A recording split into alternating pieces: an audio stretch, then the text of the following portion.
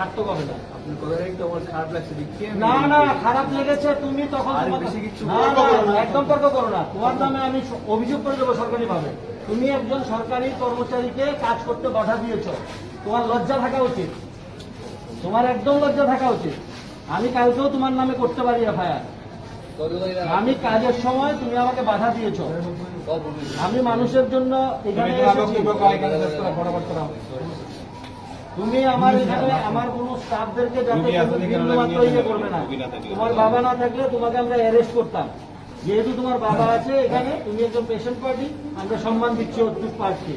কিন্তু তুমি nursing officer হিসেবে যে ব্যবহার করেছো, তুমি লজ্জা নার্সিং ইনস্টিটিউটে, এতটুকু আমি বলতে পারি। সেই পেশেন্টটা কোনো অসুবিধা নাই, পেশেন্টের সঙ্গে যে ছেলেটা বর্তমানে কোনো অসুবিধা নাই। ওর একটা বড় ভাই আছে, আমি নাম জানি না, ওই ছোট ভাইকে ধরলেই জানা যাবে। সে এখানে আমাদের কাজের মধ্যে বাধা দিচ্ছে।